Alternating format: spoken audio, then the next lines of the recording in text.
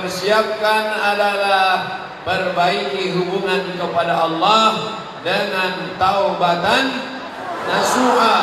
Dalilnya, ya ayyuhalladzina amanu, hai orang beriman, tubu ilallah, bertaubatlah kepada Allah taubatan nasuha.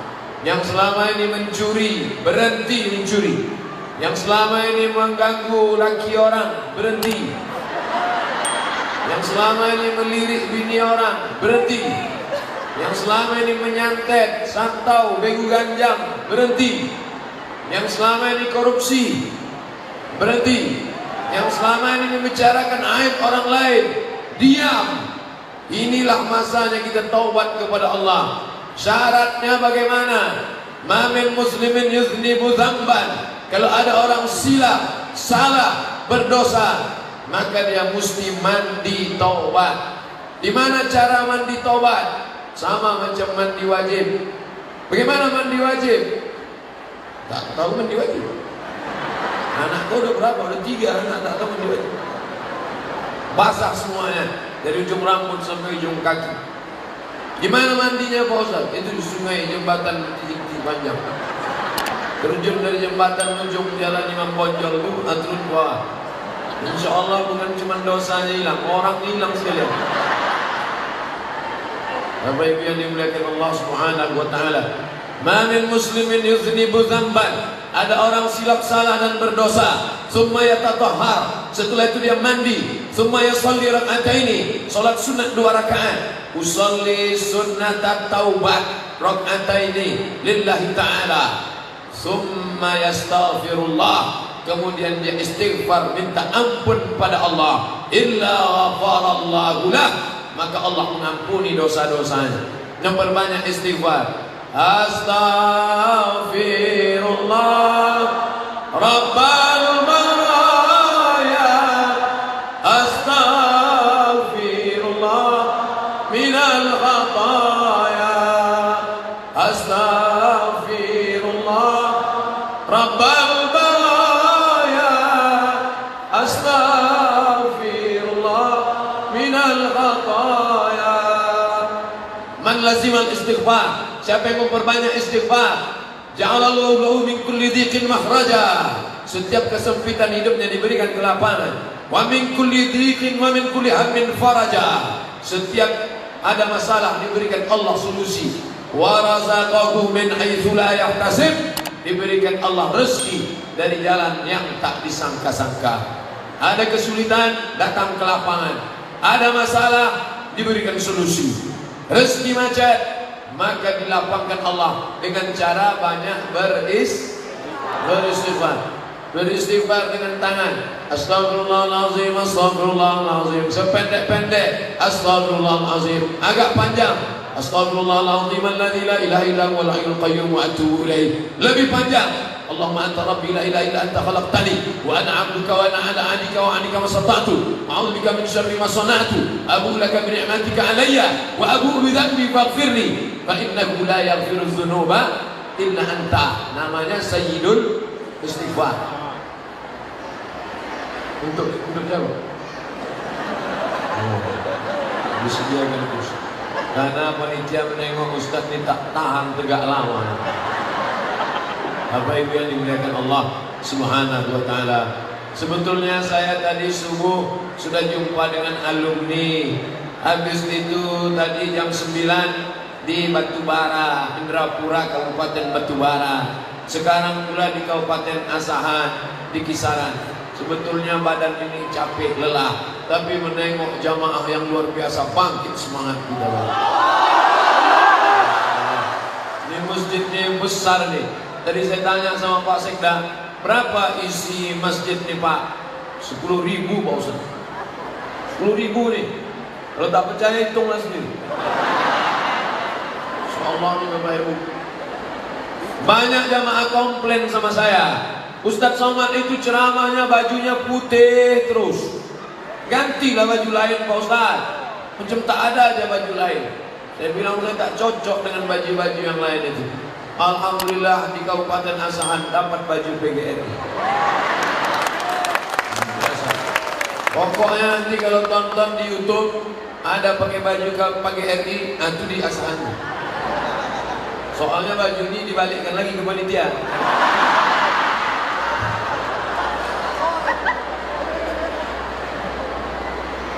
Oh, banyak juga tangki lewat. Tempat kami tak ada kereta api. Kereta. Luar biasa masjid ini Bapak Ibu yang dimuliakan Allah. Besar, sampai ke bawah, sampai ke atas. Jendela-jendelanya mengingatkan kita pada rumah-rumah orang zaman dulu, rumah nenek-nenek kita, rumah negeri istana Melayu. Warna-warnanya pula mengingatkan pada ornamen-ornamen lukisan yang indah. Tapi kalau sholat di masjid ini, tolong jangan matanya liar menengok ke sana. Ya Allah, mantap juga masjid asal. Kurang mengapa fokus menengok tempat sujud saya. Saya pun heran kenapa ceramah ini dikasih sajadah. Nampaknya supaya mata saya supaya sujudnya yang sujud. Supaya matanya jangan liar menengok ibu-ibu saya. Bapak Ibu yang dimuliakan Allah Subhanahu wa taala. Jadi syarat yang pertama, kita mesti taubatan nasuha, berhenti, stop. Ini kalian yang lajang-lajang, yang masih pacaran, stop, berhenti. Kalian campakkan mantan-mantan ke tong sampah. Dan lagi kalian WA lagi. Ini katanya udah tobat, udah hijrah. Malam masih juga WA. Yang sahur ya. Ada tuh. Omong kosong semua tuh. Pacaran. Apa itu pacaran? Tak ada. Penuh dengan kepalsuan.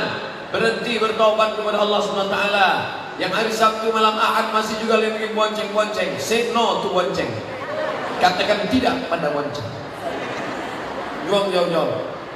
Ambil HP sekarang juga, buka, cari namanya, delete, buang. Ambil HP sekarang juga, buka Facebook, cari namanya, unfriend. Twitter, BBM, WhatsApp, Instagram, miligram, telegram, kilogram, buang semua. Tak ada itu buat dosa semua. Apa Ustaz Somad nih bilang buat dosa? Dia sendiri punya FB, isinya pengajian. Boleh. WhatsApp grup, isinya ngundang ceramah. Boleh. Selama untuk kebaikan. Saya gitu juga Pak Ustaz, cewek saya ini untuk kebaikan. Mana bisa? Membuat dosa. Tengoklah bagaimana masjid ini membatasi laki-laki dan perempuan tak boleh bersatu. Di sini perempuan semua, di sini laki-laki semua. Antara laki-laki dan perempuan dipasang tabir, hijab. Ini tak boleh ini. Siapa yang melampau batas ini? Ke depan ini boleh, ini kan pejabat-pejabat.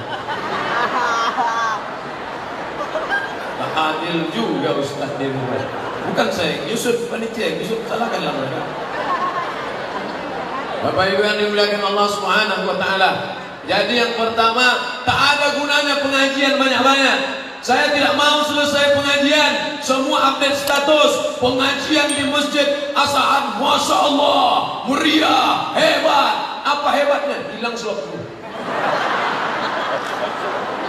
Itu hebatnya.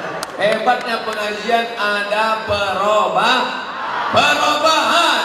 Habis mengaji ada perubahan. Alhamdulillah Ustaz, setelah Ustaz Somad datang ke masjid kami, berubah ibu itu. Dulu omongannya setelah pengajian sekarang diam. Kenapa diam? Saya jawab. Alhamdulillah Pak Ustaz, dulu bapak tuh orangnya cakapnya kasar, mencaci maki, sumpah serapah. Tapi setelah Ustaz ceramah kemarin, orangnya jadi baik. Itulah makna perubahan. Maka berjanji setelah tabligh akbar ini, andai tak bisa berubah semua, paling tidak ada perubahan sedikit banyak insyaallah. Amin. Nah, ingat ceramah saya tidak banyak, 5 saja. Yang pertama, taubat nasuha. Ibu yang di belakang meminta yang di depan ini duduk. Mereka tak bisa duduk karena udah macam ikan sarden. Jadi akhirnya yang duduk tak bisa duduk, yang tegak ribut di belakang, dua-dua kalian tak dapat. Tempat duduk tak dapat, pengajian tak dapat. Bagus dinikmati aja, yang tegak tetap tegak. Yang tak bisa menengok orangnya tak apa-apa. Yang penting suara saya sampai. Yang di atas sana, suara saya sampai apa tak sampai? Kalau sampai, angkat tangan sebelah kanan. Sampai itu. Ada juga yang tangan kiri, tak tahu dia mana tangan kanan, mana tangan kiri. Jadi yang pertama kita perbaiki menjelang Ramadan adalah sucikan diri dengan taubat nasuha. Yang kedua, man ahabba ayyusatalahu fi rizqihi, siapa yang mau lapang rezekinya, wa yunsa'alahu fi asarihi, mau panjang umurnya, falyasil rahimahu, hendaklah dia menyambung tali silaturahim. Ini kalau tak dibuat oleh PGRI dan pengajian Az-Zihniyah Kabupaten Asahan, kalau tidak buat acara ini, maka saya tak menyambung tali silaturahim ke Kabupaten Asahan. Lama sudah lalu lalang lewat, tapi tak pernah mampir. Bolak-balik saya ke Medan. Kenapa Ustaz tak pernah singgah kemari? Naik pesawat, cuman mau turun. Takkan melompat terjun payung kemari. Tapi hari ini alhamdulillah, berkat kerjasama pemerintah Kabupaten Asahan, menanggapi pimpinan daerah, Bapak Bupati yang dalam keadaan kurang sehat, saya bilang, Pak, Bapak kalau mau istirahat karena sakit istirahat. Tidak Ustaz, aku mau mendengar Ustaz pengajian langsung. Belum pernah aku dengar Ustaz langsung. Selama ini streaming sama rekaman YouTube aja. Masya Allah, kita doakan Pak Bupati sehat insya Allah. Tapi yang dimuliakan Allah, menyambung tali silaturahim. Ini keluarga-keluarga dekat semua. Saya pernah sekolah dari tahun 87, 88, 2 tahun 87, 88 di Madrasah Ibtidaiyah Darul Ulum. Darul Ulum 87, 88, 88, 89, 90, 88, 89, 90 pindah saya ke SD Al-Wasliyah. Cokro Aminato, Mas Mansur, ada sekolah. Amat sangat mohon maaf saya tak bisa saya singgah ke sekolah saya itu. Bayangkanlah, andai dikutuk guru saya jadi monyet, jadi hantu. Tapi mau ini gimana kan? Kami habis langsung ke Tanjung Balai, tapi insya Allah panjang umur badan sehat datang saya ke sekolah saya insya Allah. Andai tak ada ijazah SD dari SD Al-Wasliyah, tanda tangan Ibu Rusdah Husin Kamal, mungkin tak sampai saya ke Mesir. Guru saya bisa pegang. Tak boleh saya suruh ibu tegak, guru saya durhaka saya. Ada guru saya di sini. Tapi doa mereka tak pernah berhenti untuk saya. Ya Allah, jadikanlah anak kami Abdul Somad itu jadi orang, yang sampai dia jadi hantu. Itulah hebatnya guru-guru ini. Banyak murid tak ingat, banyak guru tak ingat murid, tapi kami murid-murid selalu dengan ingat guru kami. Guru kami selalu kami ingat. Itulah makanya saya bangga pakai baju guru. Guru nih. Maka dengan pakai baju ini saya sudah menjadi guru. Apa itu guru? Dikuku dan ditiru. Cara bicaranya, cara makannya, cara minumnya. Kalau sampai ada guru minum tangan kiri berdiri pula, hantu. Idza akala ahadukum falyakul biyamini. Kalau kau makan pakai tangan kanan. Wa idza syariba ahadukum falyashrab biyamini. Kalau kau minum pakai tangan kanan.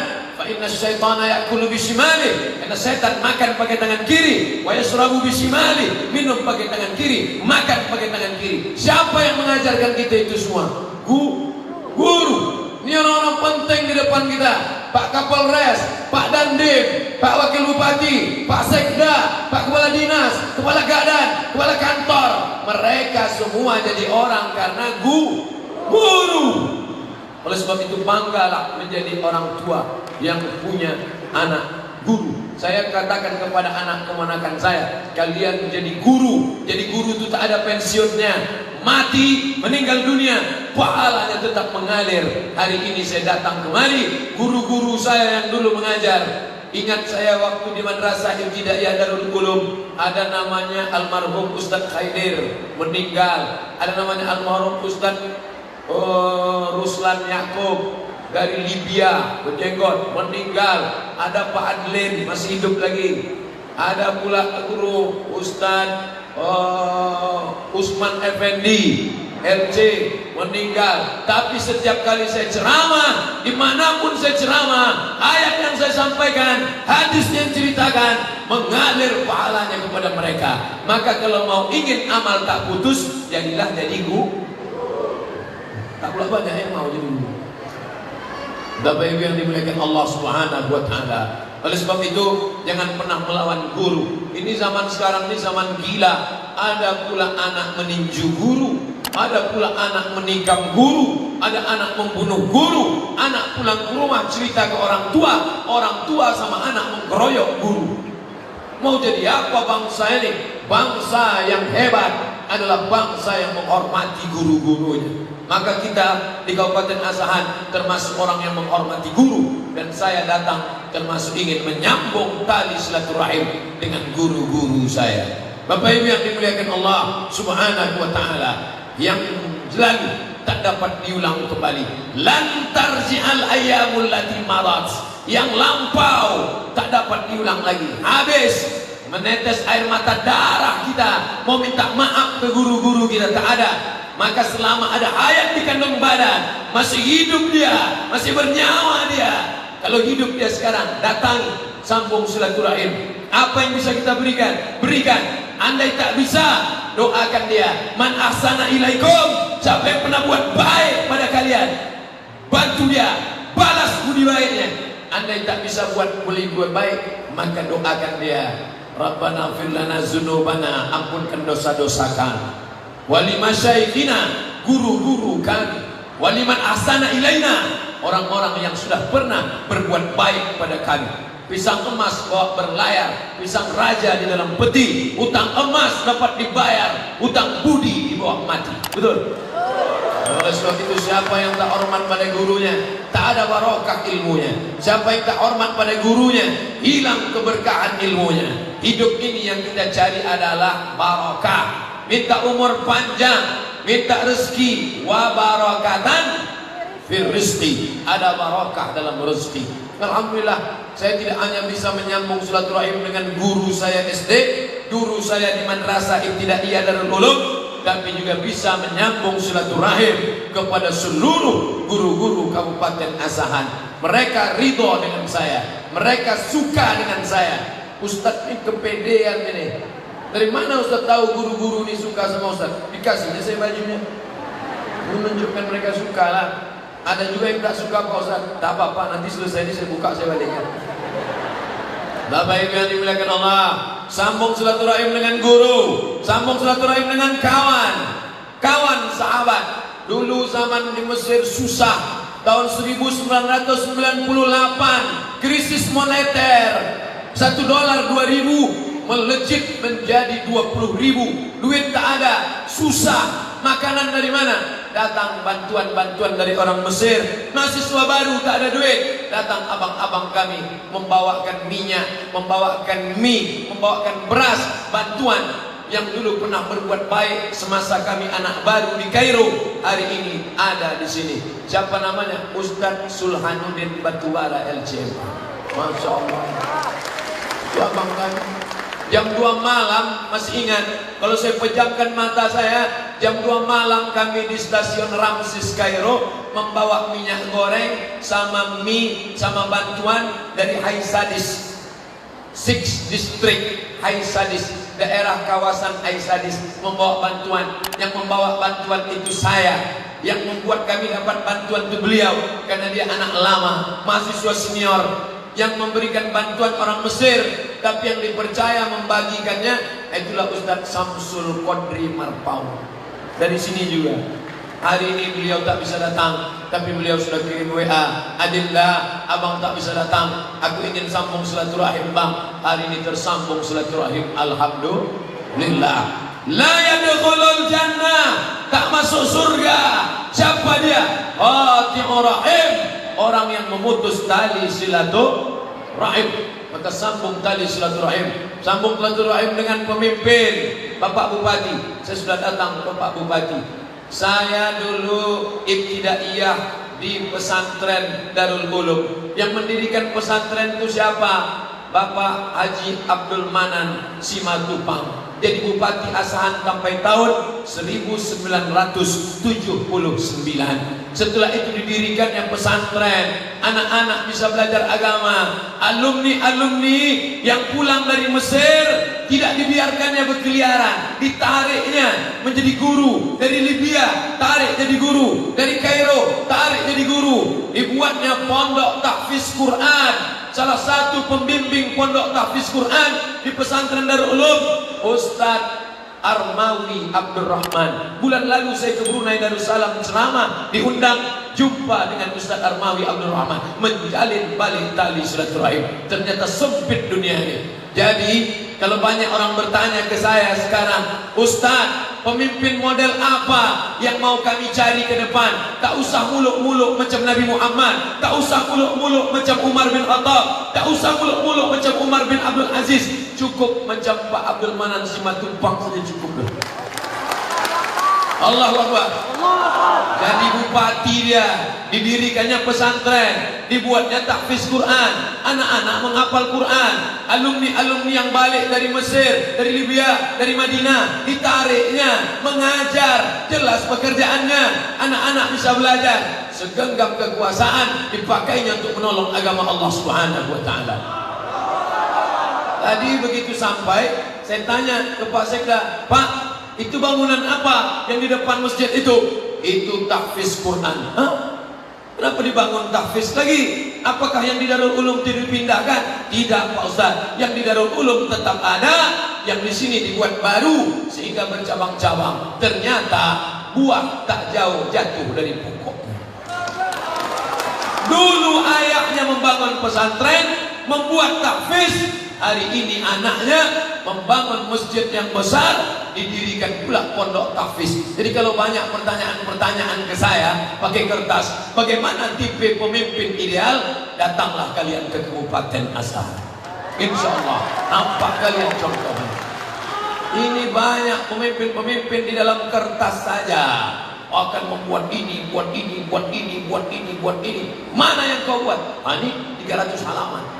Tak apa-apa aja dibuatnya, tak tentu arah. Yang ada ini saja kita isi sudah alhamdulillah. Masjid ini ramai kan. Ustadznya dari mana? Sekolah dari mana? Banyak sekarang ustadz pemain naturalisasi, diundang dari luar, tapi di sini tidak ada halangan. Ketua MUI kita Ustadz Salman dari mana? Dari Suriah, Damaskus, ditarik kemari. Saya baru ceramah di Purba, pondok pesantren Mustafawiyah yang didirikan oleh Syekh Mustafa Husain, berjumpa dengan orang cerdas, hebat baca kitab, Ayahanda Mahmudin. Saya tanya Ayahanda Mahmudin, ingat Ayahanda Mahmudin tuan guru dulu, tuan guru Laru, Ayahanda Laru, alim ulama hebat dari Purba. Ya, di mana dia? Dia terakhir mengajar di Darul Ulum, meninggal dunia. Saya pun hampir juga ke sana, tak jadi. Kenapa? Karena rupanya Darul Ulum menarik orang-orang yang baca kitab, hebat, cerdas, soleh, ditarik. Buatlah lembaga-lembaga. Kau mati meninggal dunia,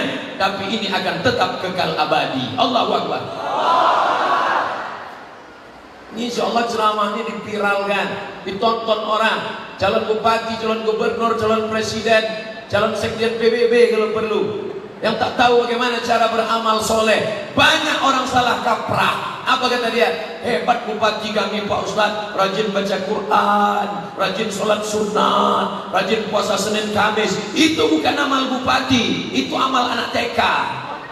Anak TK bisa baca Yasin, anak TK bisa sholat sunat, anak TK bisa puasa Senin Kamis. Amal pejabat bukan baca Yasin, amal pejabat bukan sholat sunat. Itu amal orang awam. Amal pejabat adalah mendirikan lembaga tahfiz Quran.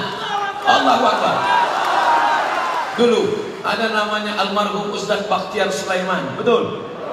Juara internasional, ditarik mengajar anak-anak. Juara di Makkah Al-Mukarramah, Ustadz Armawi Abdurrahman dari Tanjung Balai Asahan, ditarik. Kenapa? Karena mereka punya kepedulian luar biasa. Ustadz kenapa tak ditarik Asahan? Entah, saya pun heran. Karena saya memang sudah lama meninggalkan Kabupaten Asahan. Jadi saya tidak ceramah sebagai tamu, saya hanyalah anak yang terbang lama, lalu kemudian hilang dihembus angin. Setelah itu awan reda nampak, itu datang lagi kemari. Bapak Ibu yang dimuliakan Allah, senang bisa bersilaturahim, tapi tak bisa satu-satu saya datangi. Bapak, Ibu, duit banyak, 30 juta, pergi ke Makkah, menangis di pintu Ka'bah, merangis, meraung, meratap, labbaik Allahumma labbaik, ya labbaik Allahumma labbaik, aku sambut panggilanmu ya Allah. Bisa tak minta ampun kepada Ka'bah, minta ampun kepada Allah, dosa kawan sekantor? Bisa? Tak bisa. Kita mesti datang bersalaman. Mamin muslimaini, ada dua muslim, yaltaqiyani, berjumpa, wa yatasafahani, berjabat tangan, illa ghufira lahuma, Allah ampunkan dosa mereka, malam yatafarraqa, sebelum berpisah. Saya dari depan tadi salaman, mohon maaf adik-adik, kawan-kawan, sahabat-sahabat, kami naik dari tangga ke atas, banyak yang mau salaman, tak bisa, saya hanya dari jauh saja. Karena kalau semua mau saya salami, jam berapa kita mau ceramah? Ramai. Jadi mohon maaf, ibu-ibu ada yang mau salaman, saya gini kan. Kenapa? Saya menghindari sentuhan tangan laki-laki perempuan yang tak mahram, jangan sakit hati. Ada juga orang zaman sekarang begini, kalau yang mau salaman nenek-nenek. Kalau ada nenek-nenek mau salaman begini kan ya, pas anak gadis, Bapak Ibu yang dimuliakan Allah Subhanahu wa taala. Insyaallah kalau salat berjamaah di sini di Masjid Besar Megah ini, insyaallah silaturahim tak akan putus. Assalamualaikum warahmatullahi. Assalamualaikum warahmatullahi. Habis itu dia salam. Banyak juga orang yang mempermasalahkan salaman setelah sholat nih sekarang. Ustaz, boleh salaman setelah sholat? Kata Imam Nawawi, bukan kata saya. Boleh. Sebelum salam, sebelum sholat salaman, boleh. Setelah sholat salaman, boleh. Sebelum makan salaman, boleh. Setelah makan salaman, boleh. Apa larangannya? Yang tak boleh sedang sholat salaman.